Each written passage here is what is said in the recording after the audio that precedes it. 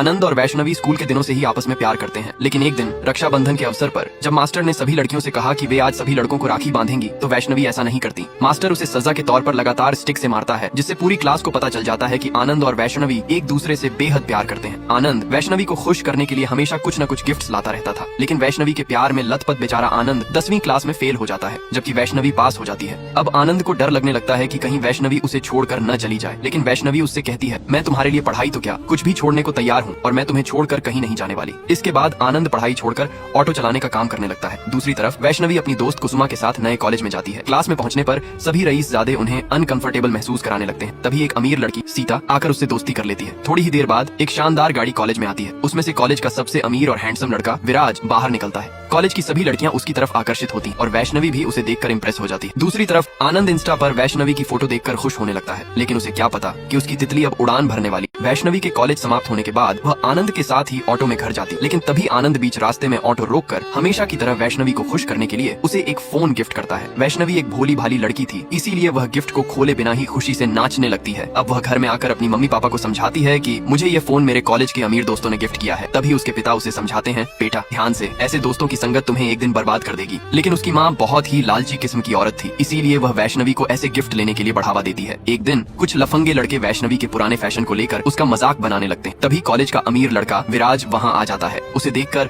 वे सभी लफंगे वहाँ से भाग जाते हैं। वैष्णवी खुश होकर विराज से दोस्ती कर लेती है। अब वैष्णवी उन्हीं के साथ उठने बैठने लगती है और ज्यादातर समय अपने कॉलेज के दोस्तों के साथ बिताती है। इसी बीच वैष्णवी को कुछ बुरी लतें भी लग जाती हैं, जो उसे नहीं करनी चाहिए। ये सब देखकर उसकी दोस्त कुसुमा उसे छोड़कर चली जाती है। दूसरी तरफ आनंद ने वैष्णवी को फोन खरीदने के लिए जिनसे पैसे उधार लिए थे, वह आदमी पैसे लेने के लिए आनंद के पीछे पड़ जाता है। अब सीता वैष्णवी से कहती है, आज पब में पार्टी है वैष्णवी, तुम जरूर आना। लेकिन पहले तो वैष्णवी मना कर देती है। वे सभी उसे जबरदस्ती मॉल में ले आती है। फिर सीता उसे ब्रांडेड सैंडल से लेकर ब्रांडेड कपड़े दिलवाती है। इस पर वैष्णवी सीता को गले लगाकर कहती है, तुम ही मेरी सच्ची दोस्त हो। फिर थोड़े मेकअप के बाद वैष्णवी छुपते छुपाते आनंद के ऑटो में बैठ जाती है। अब आनंद समझ चुका था कि आखिर कुछ तो गड़बड़ है। जैसे ही आनंद उसका चेहरा देखने की कोशिश करता है, उसे वैष्णवी का यह नया रंग रूप बिल्कुल भी अच्छा नहीं लगता। वैष्णवी उसे पिघल पिघल कर कहने लगती है, ये नया लुक मेरे कॉलेज के दोस्तों ने मुझे दिया है। आनंद गुस्से में वैष्णवी को बहुत बुरा भला कहता है। तब वैष्णवी आनंद को बताती है, आज मैं अपने कॉलेज के दोस्तों के साथ पब की पार्टी में जा रही हूँ। जब आनंद ने यह सुना तो उसका गुस्सा 7वें आसमान पर पहुँच गया। इससे आनंद और वैष्णवी के बीच झगड़ा हो गया। गुस्से में वैष्णवी दूसरा ऑटो पकड़कर अपने घर पहुँच गई। दूसरी तरफ उसकी माँ वैष्णवी में हो रहे इस नए बदलाव को देखकर काफी खुशी महसूस कर रही थी। लेकिन अब परेशानी की बात यह है कि विराज वैष्णवी को सभी के सामने प्रपोज कर देता है। हालांकि वैष्णवी नशे की हालत में भी उसके प्रपोजल को रिजेक्ट कर देती है, लेकिन यहीं पर उसकी जिंदगी की सबसे बड़ी गलती हो जाती है, क्योंकि वह विराज को किस कर देती है। अब आनंद के इस व्यवहार से वैष्णवी गुस्से में आकर दूसरा ऑटो पकड़कर अपने घर निकल जाती है। आनंद बेचारा वैष्णवी की याद में माथा पिट कर रोने लगता है। आनंद के मना करने के बावजूद भी वह सज धज कर अपने दोस्तों के साथ पब की पार्टी में जैसे ही एंट्री मारती है, तो वेटर से लेकर आसपास के सभी लोग वैष्णवी के इस नए लुक को देखकर इंप्रेस हो जाते हैं, क्योंकि किसी को भी अपनी आंखों पर विश्वास नहीं हो रहा था कि एक सीधी सादी लड़की इतनी खूबसूरत भी हो सकती है। इसी बीच कॉलेज का अमीर लड़का विराज भी वैष्णवी के प्यार में गिर चुका था। अब अगले दिन विराज कॉलेज में केवल वैष्णवी को ही देखता रहता है और कहीं ना कहीं वैष्णवी को भी इस बात की भनक लग जाती। अब वैष्णवी ज्यादातर समय विराज के साथ ही बिताती थी। दूसरी तरफ आनंद को कॉल पर कॉल आ रहे थे कि तू मेरा उधार लिया पैसा कब लौटाएगा। आनंद खुद अपने पिछले व्यवहार के लिए वैष्णवी से माफी मांग लेता है और वैष्णवी भी उसे अपने पब जाकर शराब पीने के बारे में सब कुछ बता देती है। लेकिन आनंद यह सब हंसकर टाल देता है, क्योंकि अब वह चाहता था कि दोबारा झगड़ा होने पर कहीं वैष्णवी उसे छोड़कर न चली जाए। लेकिन अब परेशानी की बात यह है कि आनंद ने वैष्णवी का फोन खरीदने के लिए जिससे पैसे उधार लिए थे, वह खुद वहाँ आकर अपने पैसे लेने के लिए आनंद के साथ मारपीट करने लगता है। अब सीधी साधी लड़की वैष्णवी अब बिल्कुल बदल चुकी थी। अब वैष्णवी आनंद से ज्यादा विराज और कॉलेज के नए दोस्तों के साथ समय बिताने लगी थी। दूसरी तरफ वैष्णवी के पिता उसके नए लुक और व्यवहार को देखकर काफी चिंतित थे। एक दिन विराज वैष्णवी को अपने साथ कॉलेज चलने के लिए कहता है, तो वैष्णवी अपनी पक्की दोस्त कुसुमा को छोड़कर विराज के साथ बैठकर निकल पड़ती है। जब आनंद वैष्णवी को कॉलेज छोड़ने के लिए कॉल करता है, तो वैष्णवी विराज को अपना केवल दोस्त बताती। कुसुमा आनंद को बताती है कि वैष्णवी अपने दोस्तों के साथ कॉलेज गई है। अब वैष्णवी और विराज काफी करीब आ जाते हैं। वैष्णवी कुसुमा को छोड़कर सीता के पास जाकर बैठने लगती है। अच्छे मौके का फायदा उठाकर विराज एक दिन उसे सबसे महंगा आईफोन गिफ्ट करता है। पहले तो वैष्णवी इतने महंगे फोन को लेने से मना कर देती है, लेकिन विराज के जोर देने पर वैष्णवी वह फोन रख लेती है और उसे अपना बेस्ट फ्रेंड मान लेती है। अब वैष्णवी आनंद के पास आकर जैसे ही उसे अपना आईफोन दिखाती है और उसके दिए सस्ते फोन में कमियां निकालने लगती है, तो यह सुनकर आनंद के पैरों तले जमीन खिसक जाती है। वह बहुत दुखी हो जाता है और वैष्णवी को बताता है कि जो फोन मैंने तुम्हें दिया उसके पैसे समय पर न लौटाने पर उन्होंने मेरे साथ खूब मारपीट की। लेकिन वैष्णवी का ध्यान सिर्फ अपने आईफोन पर ही था। अब आनंद वैष्णवी को रात के समय कॉल करके मिलने के लिए बुलाता है। वैष्णवी आने से मना कर देती है तो आनंद उसे धमकाकर फोन काट देता है। वैष्णवी आनंद से जैसे ही मिलती है वह उसे उसका डब्बा फोन कहते हुए आनंद को वापस कर देती है। ये देखकर आनंद गुस्से में उस फोन को पटक कर तोड़ देता है और वैष्णवी को खूब बुरा भला कहने लगता है। अगले दिन विराज वैष्णवी को अपने बर्थडे पार्टी में इन्वाइट करता है। वैष्णवी विराज के दिए गए इन्विटेशन को मना नहीं कर पाती और पार्टी में पहुंच जाती। वहाँ जाकर वह डिप्रेशन में ओवर ड्रिंक कर लेती है। इसी मौके का फायदा उठाकर विराज वैष्णवी को प्रपोज कर देता है, लेकिन वैष्णवी विराज के प्रपोजल को रिजेक्ट कर देती है। अब कहीं न कहीं वैष्णवी को भी लगने लगा था कि अब तक जो भी वह कर रही थी वह बिल्कुल भी ठीक नहीं था। इसीलिए वह आनंद को कॉल करके उससे माफी मांगने लगती है। आनंद भी वैष्णवी को माफ कर देता है, लेकिन परेशानी की बात यह है कि विराज के कहने पर नशे की हालत में वैष्णवी विराज को किस कर देती है। इस गलती के कारण वैष्णवी अब विराज से दूरी बनाने लगती है। ये देखकर दुखी होकर विराज वैष्णवी की याद में हद से ज्यादा ड्रिंक करने लगता है। ये सब देखते हुए कॉलेज के प्रोफेसर विराज को चलती क्लास से बाहर कर देते हैं। अब वैष्णवी विराज के ड्रिंक करने और उसके अजीब बर्ताव को देखकर काफी आहत महसूस करने लगती है। इसीलिए वैष्णवी विराज को अकेले में ले जाकर उसे अच्छे से समझाती है कि विराज, जिससे मैं प्यार करती हूँ उसका नाम आनंद है और मैं उससे 10वीं क्लास से प्यार करती हूँ। लेकिन विराज केवल वैष्णवी की याद में रोता रहता है। वैष्णवी उससे कहती है, भला मैं तुम्हारी खुशी के लिए क्या कर सकती हूँ। तभी विराज वैष्णवी से एक मांग रखता है कि वह उसे 30 दिनों के लिए डेट करे, लेकिन अगर 30 दिनों के बाद भी वैष्णवी का मन उससे प्यार करने के लिए नहीं मानता तो विराज चुपचाप अपने रास्ते पर हमेशा के लिए निकल जाएगा। ऐसी बात को सुनकर वैष्णवी विराज को हाँ कर देती है। अब वैष्णवी सुबह आनंद से मिलती तो रात को विराज से। वैष्णवी की जिंदगी एकदम मस्त कट रही थी। कभी आनंद उसे कुछ न कुछ गिफ्ट देता रहता तो दूसरी तरफ विराज उसे महंगी महंगी जगहों पर ले जाकर उसका मनपसंद गिफ्ट दिलवाता। अब वैष्णवी दोहरी जिंदगी जीना शुरू कर देती है। लेकिन एक दिन ऐसे में आनंद का दोस्त वैष्णवी और विराज को एक साथ देख लेता है। ऐसा करते करते 30 दिन भी गुजर जाते हैं। डेट के आखिरी दिन विराज फिर वैष्णवी को प्रपोज करता है, लेकिन वैष्णवी का जवाब इस बार भी नहीं बदलता। वैष्णवी के मुंह से ना सुनने के बाद विराज वैष्णवी को किसिंग वीडियो की क्लिप दिखाकर उसे ब्लैकमेल करने लगता है और कहता है,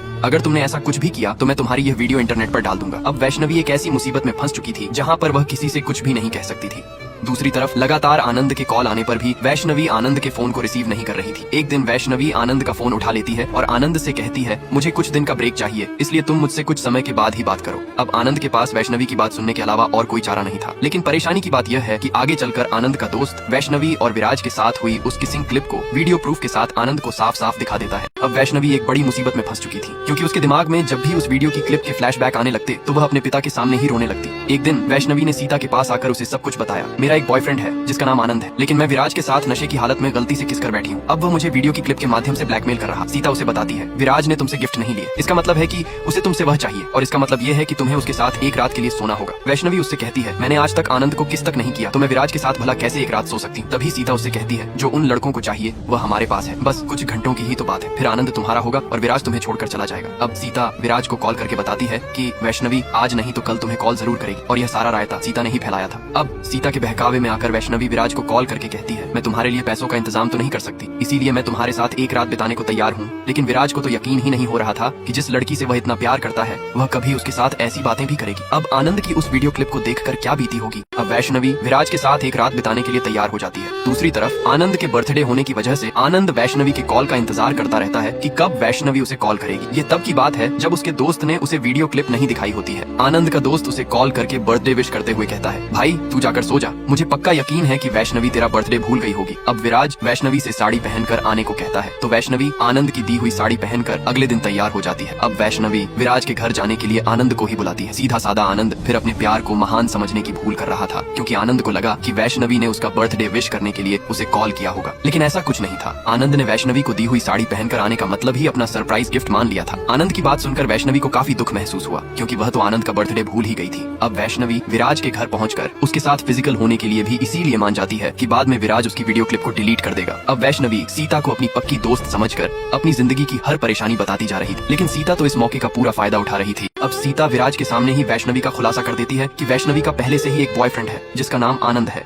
विराज ये जानकर भड़क जाता है कि जब वैष्णवी की जिंदगी में पहले से कोई मौजूद है तो वो मुझे क्यों डेट कर रही थी। सीता विराज को वैष्णवी के खिलाफ भड़काते हुए कहती है कि वैष्णवी ने अमीरों वाली जिंदगी जीने के लिए ही तुम्हारा इस्तेमाल किया। इसके बाद विराज अपने सवाल का जवाब जानने के लिए वैष्णवी की बस्ती में आकर उसकी फोटो दिखाकर उसे ढूंढने लगता है, लेकिन होता कुछ यूं है कि वे तीनों आनंद, वैष्णवी और विराज आमने सामने टकरा जाते हैं। वैष्णवी समझ नहीं पा रही थी कि मैं एक ही समय पर किसे मनाऊं, लेकिन विराज गुस्से में आकर वैष्णवी का गला पकड़ लेता है और उसके साथ साथ खूब गाली गलौज करता है। ये सारा तमाशा पूरे मोहल्ले के सामने होता है और जो कुछ भी विराज और वैष्णवी के बीच हुआ वो बात सभी के सामने आ जाती है। अब वैष्णवी के पास कुछ कहने और सुनने की हिम्मत नहीं बची थी, इसीलिए वह चाकू से अपने हाथ की नस और गला काट लेती है। इसी दौरान पुलिस आकर आनंद और विराज को उठाकर ले जाती है, लेकिन विराज पैसे वाला होने के कारण जल्दी ही छोड़ दिया जाता है। आनंद को लॉकअप में बंद कर खूब पीटा जाता है। खैर कुछ समय बाद आनंद को भी छोड़ दिया जाता है और वैष्णवी को अस्पताल में भर्ती करा दिया जाता है। क्या अब वैष्णवी बच भी पाई? अब जब आनंद को पुलिस स्टेशन से रिहा कर दिया जाता है तो उसकी गूंगी माँ अपनी जिंदगी भर की जमा पूंजी इकट्ठा कर आनंद के हाथों में थमाकर कर्ज को चुका देने के लिए कहती है। आनंद बचपन से ही अपनी माँ से नफरत करता आया था, लेकिन जिंदगी में आज उसे पहली बार अपनी माँ के प्यार का एहसास होता है। लेकिन आनंद इस एहसास को ज्यादा समय तक महसूस नहीं कर पाता, क्योंकि सब कुछ अपने बेटे को सौंपने के बाद